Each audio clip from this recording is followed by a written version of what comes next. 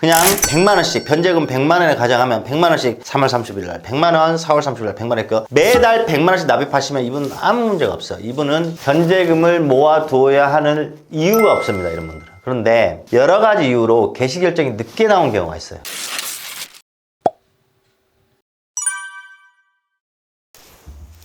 여러분들 이번 시간 개인회생 변제금 납입 시작일, 그 다음에 납입 방법, 그 다음에 변제금을 미리 모아두어야 하는 이유, 여기에 대해서 좀 말씀드릴게요. 이거는 제가 개인회생 상담할 때 많이 이제 의뢰인들께서 질문하시는 부분이에요. 굉장히 궁금하죠? 변제금 언제부터 납입해야 됩니까? 어떻게 납부하는 겁니까? 그 다음에 변제금을 여러 번 모아두어야 되는 이유가 뭡니까? 왜냐면 인터넷에 많이 나오거든요. 인터넷에 변제금 폭탄! 변제금 미리 모아주세요. 이런 것들 많이 나오거든요. 이제 여기에 대해서 제가 말씀드릴게요.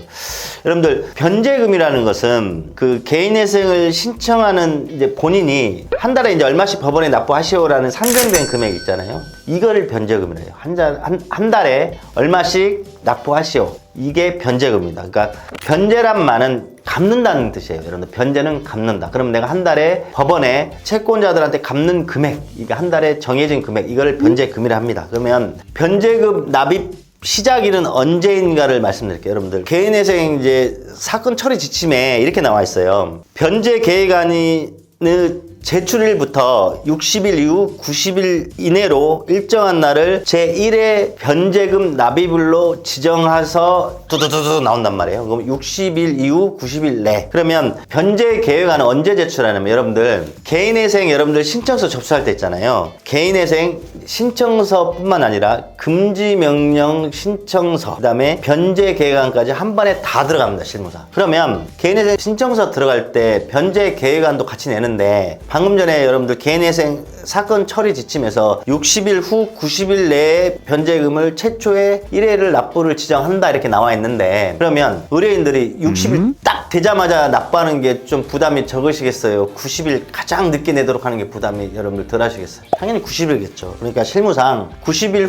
후로 설정을 합니다. 그러니까 예를 말씀드릴게요. 2026년 1월 1일 날 개인회생 신청 접수가 들어가면서 변제 계획안도 같이 들어가요. 그러면 60일 후 90일 내면 2026년 1월 1일 기준으로 60일 후면 3월 1일이고 90일 내에서 90일이면 3월 31일이에요. 그럼 3월 1일 날부터 변제금을 납부하시는 게 더 좋으시겠어요? 3월 31일 날부터 제1회 변제금을 납부하시는 게 좋으시겠어요? 당연히 가장 늦은 날인 3월 31일, 90일 후에 변제금 최초 납부일을 설정해서 실무상 들어갑니다. 그 다음 두 번째, 그럼 변제금을 어떻게 납입하냐? 이제 이것도 궁금해 하시거든요. 그러니까 변제금은 아무한테나 납부하는 게 아니라 개인회생은 신청 들어가고 나중에 개시결정이라는 게 나와요. 개시결정이라는 단계가 있거든요. 보통 신청하고 2개월에서 보통 한 4개월 사이면 개시결정이 나오는데, 이 개시결정이 나오면 개시결정이 됐다는 법원의 결정문하고 그 밑에 법원의 가상계좌 납부번호가 나옵니다. 그러면 이 가상계좌 번호에 이 한 달에 한 번씩 내는 변제금 자체를 꼬박꼬박 넣으시면 돼요. 그러면 내가 매달 그 날짜를 신경 써서 꼭 넣어야 돼 이렇게 하시는 것보다, 개인회생 진행하신 분이라면 그 날짜에 자동이체를 해 놓으시면 되겠죠. 자동이체를 하시면 내가 한 달에 100만원씩 변제금이 산정이 됐어. 그러면 가상계좌가 나온과 동시에 매달 그 날짜에 100만원씩 자동 이체되는, 내가 월급 받으신 분이라면 월급 통장에서 거기에 100만원씩 자동 납부하게 해 두시면 매일매일 날짜 신경 안 쓰시고 이제 변제금을 잘 납입하시겠죠.